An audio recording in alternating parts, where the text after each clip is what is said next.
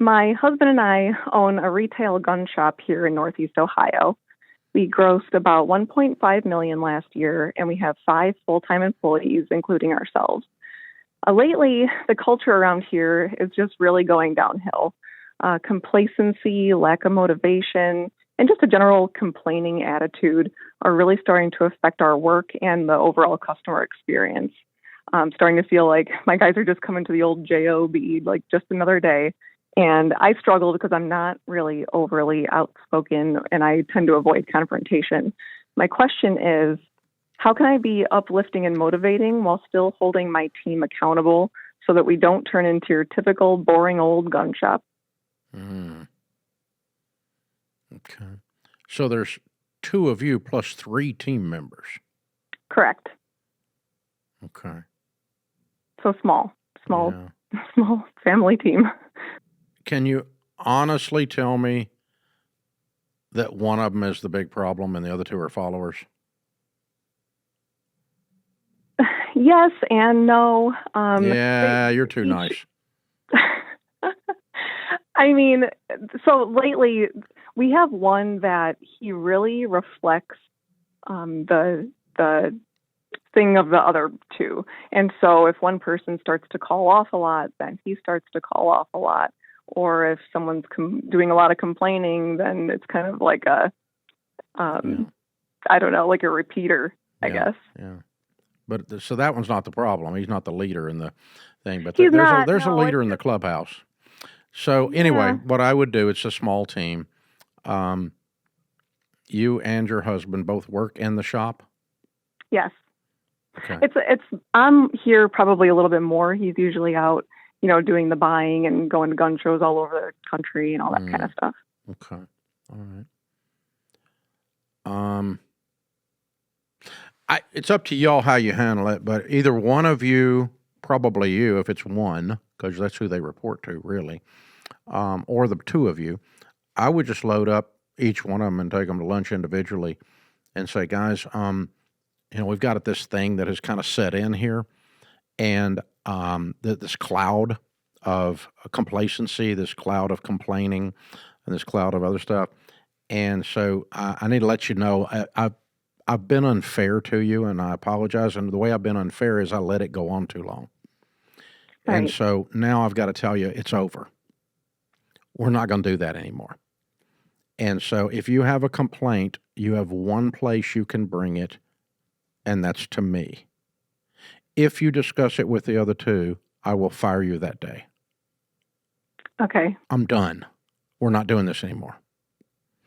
And if you don't want to work here, that's okay. I understand. If you think we're doofuses, I understand. This is the time to figure that out, though. We're here at lunch to talk about it. Is there anything I can do to help make this place better that you think I need to work on? And let them talk to you about that at lunch one-on-one. Okay? And then when they finish that, say, okay, we'll work on that together. And my job as the leader is to make things better for the team.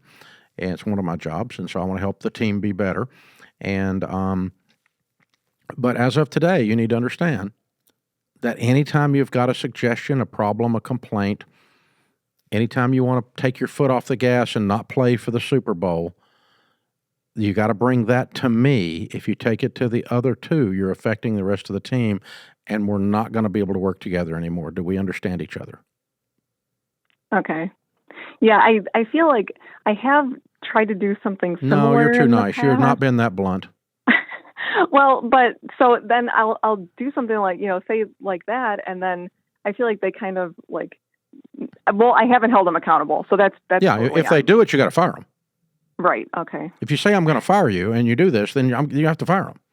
Yeah. And it'll make a believer out of the other 2 when the bad guy walks out the door, and it'll be him. And you know who he is. You just don't want to admit it. Because he's really good at his job and the customers really like him but he's the bad apple, and you know exactly who he is. You just don't want to admit it. Yeah. You don't want to replace him. Well, yeah, that's true. I don't want to replace any of my guys. I want us to all stay together for a long time. But I want to replace him. I already don't like him. He's pissing me off right now. Yeah. Yeah. Yeah. Because I know what he's doing. Listen, the money you spend on payroll, those 3 guys, is other than cost of goods sold, and your A store ton. is your biggest item, Right. and he's screwing up the entire payroll investment, this one guy, by being a butt. He's acting like he's a 14-year-old. He didn't get to sit at the right lunch table. Well, kiss my butt. Seriously. You know what I'm talking about. I do. Yeah. I do. And I feel like when I do go to talk to the guys, I mean, you've been in gun shops, you know. Yeah. It's a hard, they're hard nuts to crack, you know. No, to no, get they're them to not. open up. They just need to know exactly what's going on. Okay. Guys that work with their hands and guys that are in the trades, that they're not dumb, but they have a culture that if you allow that culture to I'm going to kick back and not do my job and get paid anyway culture to kick in. If you allow that, you're going to have a whole company full of it, and it's no fun to come to work. Right. Yeah, we wanted to hire in 2026. I'd like to hire 2 more people, but I know that we can't if it's just going to be like this because no, it's not going to be like this because you're going to hire better. Right. Well, I'm not hiring anybody else looking for a job. If you guys think you can come in here and just collect a check, we're playing for the Super Bowl. If you're just showing up and mailing it in, and your body language has no energy, I mean, we're in the gun business. For God's sakes, that's exciting. Stuff explodes, you know. I mean, it's great. If you've never shot a gun, folks, I mean, my God, you put it in your hand and it explodes. It's awesome. It's so exciting. Have you got a range? We don't, no. Okay. No. But I mean, you start talking about guns with gun people, it's exciting. Right. I know, and I want them, and it used to be that way where everyone was excited to talk about it, and then I think, the shininess of working at a gun shop has worn off. Well, then maybe it's time to go work at the ice cream store. I don't care. But we're going to be excited here. This is what we do. This is an exciting thing. Let me tell you, when someone buys their very first firearm, you know what I'm talking about. It's emotional. Yeah. It's weird. I remember. I mean, and a guy was asking me about my collection the other day, and he said, "How many guns have you got?" And I told him. He said, "That's not a collection. That's an addiction." That's right. You got it. But I mean, it's a wonderful business. It's fun. I've got friends all over that business that own shops and that are manufacturers now. I know several of the manufacturers personally, and it's a great business. Be excited about it. It's like, God, man, you get to represent the most fun thing. And if you're bored and hate your job, well, man, I mean, that may be Jesus telling you to work somewhere else. Let's listen to Jesus. I agree. Yeah, and I just seriously, you have to decide you're going to get what you allow. Right. And it's your fault that it got here. You're right. Because you've allowed it and you knew better.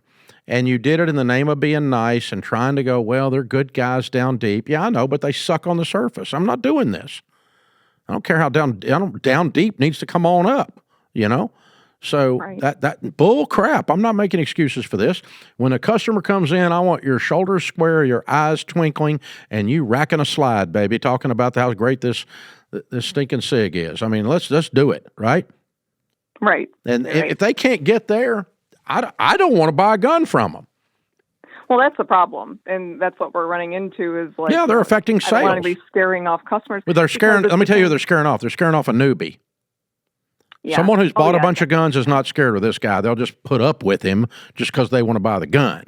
But the other people, they get freaked out because they're like, well, he's kind of a grouch. I don't know. No. And you're losing sales to it, and you're losing productivity of your largest line item in your P&L called your payroll. So you've got to do something about it. And let me tell you, I went through this, and the first time I ever let someone go that I thought was a key, I thought the whole team was going to be mad. I thought we were going to lose everyone when I fired this person. And the person was a jerk. And I put up with it in the name of, I'm Southern and you have to be nice, right? Well, I'm pissed off down inside, but I'm going to be, bless your heart, right? No, I put up with it way too long. And finally, when I just said, that's enough, and talked, and we made the decision that they're not going to be here. I came in the next morning. I thought they were all going to be mad at me, but I always call it the Wizard of Oz thing. The old Wizard of Oz, you remember the old Wizard of Oz? When Dorothy, At the end of it, she's been captured by the flying monkeys, right? She's in the castle with the Wicked Witch of the West, and the Wicked Witch of the West the broom catches on fire. Dorothy grabs a mop bucket and throws it, accidentally splashes the Wicked Witch of the West and melts her and kills her. Remember this? And she goes like, what a weld, and goes through the trap door in the dry ice, right? And you remember all this, right? And there's the hat sitting there. And the Wicked Witch had these soldiers that were like Oompa Loompas, like with puffy things and curved swords and all this stuff. You remember this? And they're all standing there, go, hey, hey, hey. Remember that? And so they're all standing around, and there's this pregnant moment every time I watch the show, even as an adult now, when the Wicked Witch goes through the floor. Dorothy has killed the soldier's boss. Are they going to turn on her with those curved swords? Instead, they kneel and they say, all hail Dorothy. When I fired that person that was the bad apple and I walked in the next morning, everyone kneeled and said, all hail Dorothy. They were not mad. They were mad it took me so long. They were not mad at all. They were happy that someone in leadership finally had a backbone and got rid of the freaking grouch. And well, we don't have to listen to him all day long. Nobody wants to work with that crap, but people put up with it because leadership puts up with it. And so I'm going to talk to them nice, and then I'm going to talk to them a little tougher, and then I'm going to fire them. And that's what we do at Ramsey. And people come in here the other day. I was walking through here with a bunch of guys from New York, and they're all, New York. And so they're walking through this place, and we got 1,100 people in here. They go, this is the happiest place. All these people are working and smiling and happy, and you have the nicest people. And I said, yeah, we get rid of the other ones. That's how that happens. And that's what you're facing, Samantha. That's what you're facing. So, just be all hail Dorothy. That's all you got to remember. And then you'll be when you take the step, people appreciate leadership doing the right thing for the right reasons with kindness and firmness. All hail Samantha. That's how we do it, baby. I'm proud of you, Samantha. Love your business. Keep it up, kiddo. Keep it up. You got a great business.